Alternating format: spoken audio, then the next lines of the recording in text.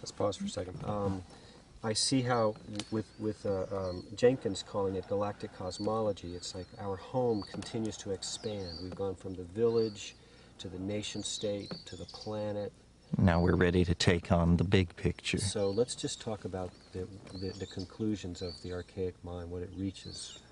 Well, the great watershed difference between the archaic understanding and what is called scientific materialism is the archaic mind understood, in fact perceived, that nature is conscious.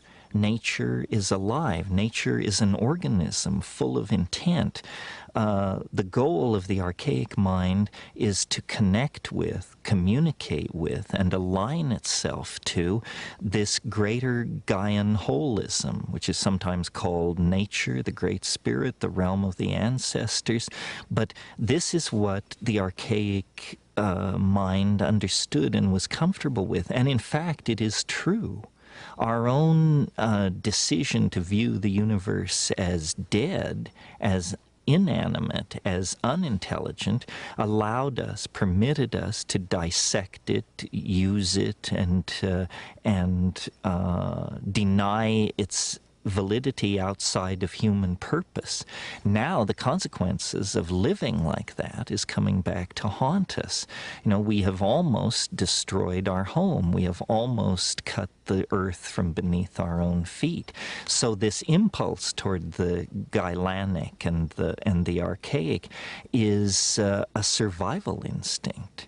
At this point, we must give reverence and credence to nature and nature's methods, because no other methods will allow us to work our way out of the present mess we're in.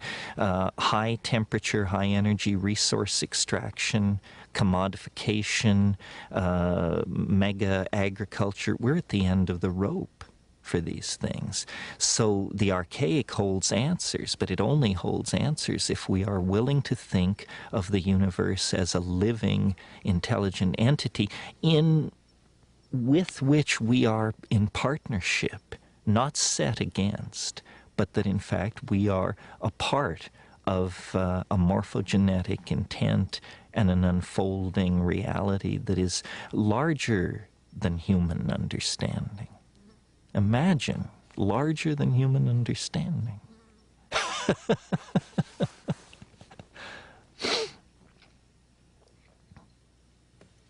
So the whole entire Milky Way galaxy is a being? Well, it's a kind of, it's an organism, yes. And the galaxy is a kind of an organism. You can think of it as a fractal resonance with a cell. The galaxy has a nucleus of very dense material where very mysterious processes are going on. Then it has a cytoplasmic envelope of stars and gas clouds that surround that core. And then it is an individual, very distinctly defined by the vast emptiness that lies between it and the next galaxy. Yes, I think nature builds by fractal intent, and that all organisms have a core and then a deployed surround, whether we're talking about the cell, the solar system, the Earth, the galaxy.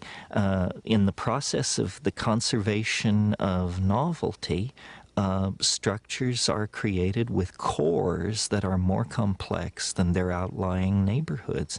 To my mind, a galaxy hanging in space is a picture of the time wave. Every star is a data point in an enormous computer simulation of the novelty wave. That's why it has that spiral structure. You know, scientists are very puzzled that the galaxies don't fly apart. They don't seem to have enough mass that their gravitation should hold them together.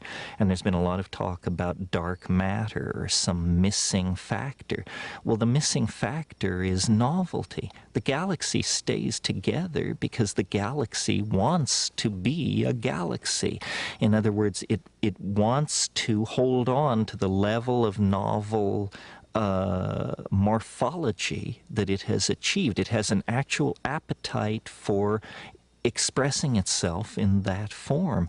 That's why the galaxies are spirals. And in a sense, those spirals are very large pictures of the time wave where we can at last see it not confused with its background or foreground.